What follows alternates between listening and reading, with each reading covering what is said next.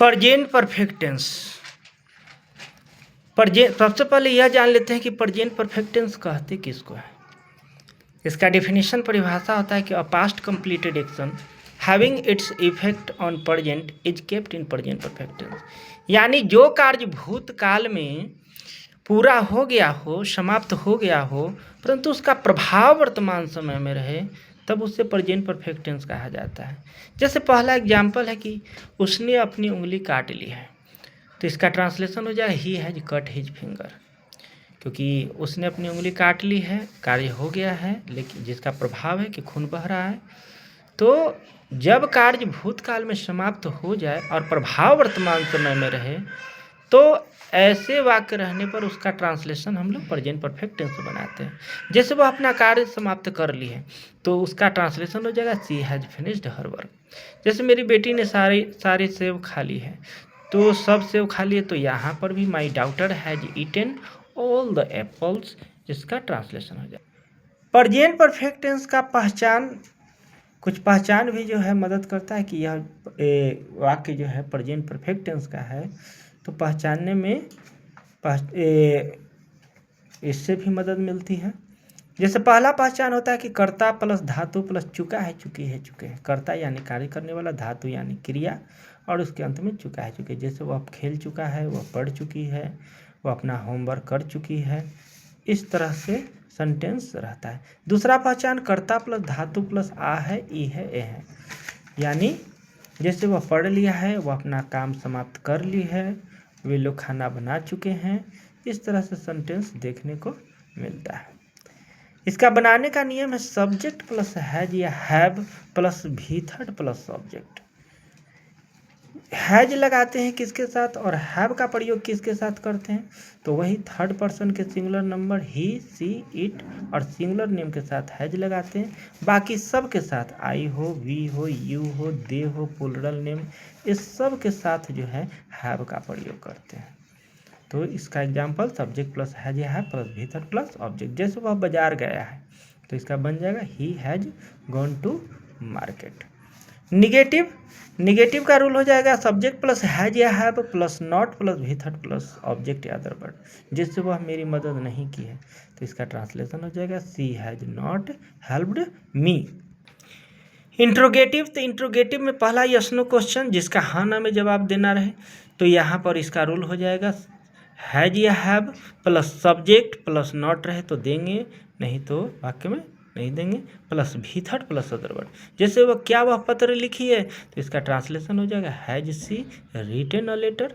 दूसरा WH word यानी what, why, when, where, who, how, जो भी रहे, प्लस उसके बाद हैज या हैव रखेंगे, उसके बाद सब्जेक्ट प्लस नॉट, अगर वाक्य में नॉट रहे तो देंगे, नहीं तो नहीं देंगे, plus V third plus other word. जैसे वह क्यों तुम्हारी मदद नहीं किया है, तो why has he not helped you, इसका ट्रांसलेशन हो जाएगा। अगला पॉइंट में देखते हैं कि कुछ एडवर्ब से भी हम लोग पहचान लेते हैं कि यह वाक्य जो है प्रेजेंट परफेक्ट टेंस का ही है। जैसे एट माने एट का अर्थ होता है अब तक या अभी तक।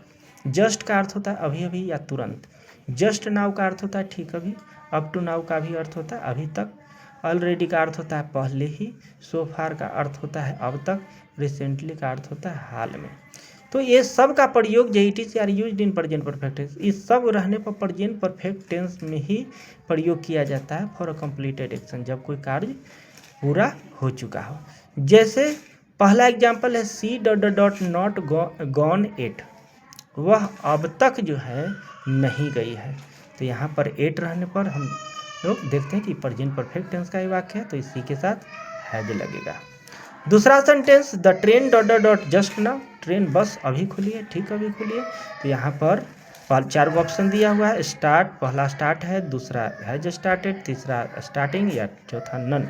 तो यहाँ पर जस्ट नाउ लगा हुआ है, यानी यह प्रेजेंट परफेक्ट टेंस का वाक्य है, तो इसका ऑप्शन नंबर बी सही होगा। तीसरा sentence have you ever dot the Taj Mahal, क्या आपने कभी ताजमहल देखा है। एवर लगा हुआ है, इसमें भी प्रेजेंट परफेक्ट टेंस का ही इस्तेमाल करेंगे। तो यहाँ पर 4 ऑप्शन दिया, सा, सी, सीन, नन ऑफ दिस। तो यहाँ पर ऑप्शन नंबर सी होगा, सीन। सी का भी थर्ड, सी सा सीन यानी सीन होगा।